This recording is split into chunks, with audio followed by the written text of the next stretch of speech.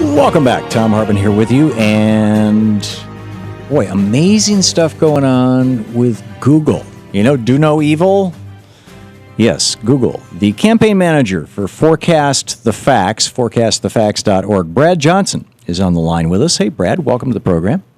It's great to be with you. Thank you for joining us. So tell us what is happening with regard to Google and their do no evil and Senator Inhofe. Google started to give political contributions for global warming deniers, both organizations and politicians. And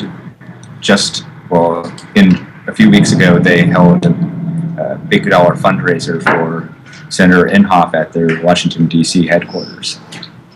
Mm-hmm. So why would Google be giving money to James Inhofe and to climate change denying organizations like the Competitive Enterprise Institute? It's a really good question, actually. There have been a few anonymous statements, and they've kind of from Google spokespeople who have said something like, well, we disagree with Inhofe on climate policy, but we agree with him on other issues, and we have a data center in Oklahoma, so that's why we're giving him money. Might the answer actually be much more simple than that? And that is that Jim Inhofe is almost certainly going to get reelected every time he runs. He's got a pile of money, bigger. He's got basically the Koch brothers and ExxonMobil and everybody else behind him. It's going to be very hard to beat him. And the best investment you can make in America right now, the one that typically returns well over 1,000%, sometimes over 100,000% return on investment, is to buy a politician. And so Google is just doing what every other multinational corporation in America is doing.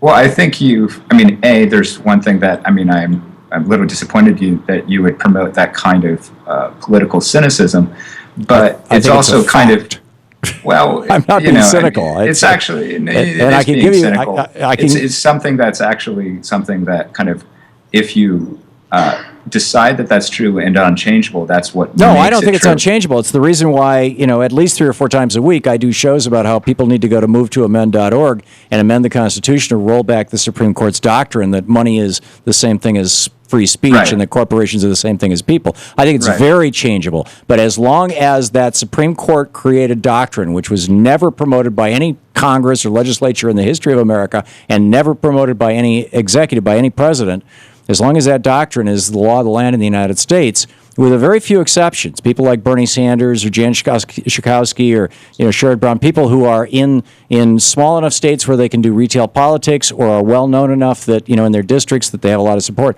With very few exceptions, you've got a lot of politicians in Washington D.C. who are just they're bought out. Well, I think that's not exactly what political scientists would say is the process, but a more specific way of looking at it is, as you pointed out, Inhofe already has enough money from the oil and gas industry. And so it doesn't really make sense that, there's basically no amount of money that Google can give to Inhofe if the goal is to buy him off. Well, but I think the goal is for him to take a meeting. Google doesn't need to give Inhofe like a few $1,000s or $10,000 to get a meeting with them. They're one of the largest multinational corporations in the world, and it's holding a fundraiser for Inhofe it's not just cynical politics; it's also stupid politics. All it does is it's lending Google's brand to Inhofe, and lending Inhofe's brand to Google, and that's the whole thing. Is that it tarnishes Google's reputation, which actually matters because it's not just a PR issue for them. They have their tens of thousands of employees at Google are by and large overwhelming progressive, and moreover actually care about science and climate change. Yes. And that's the real thing, is that if you just want to look at this from a totally cynical bottom line perspective, Google's long-term interests are in having the world and having the American people actually believe in science and not believe that global warming is a scientific conspiracy. Mm-hmm. It's actually in their interests not to promote the destruction of our biosphere by the fossil fuel industry. And Google's corporate interests are not aligned with Inhofe's lots of other issues. So what the way I look at it is I'm most likely, I think they're being snookered by their top corporate lobbyist, Susan Molinari, who's a Republican corporate lobbyist. Mm-hmm. And so, Google has kind of more money than they know what to do with, and they're naive about Washington, D.C. politics. And part of that, and, they believe that the cynicism of kind of what you're saying, and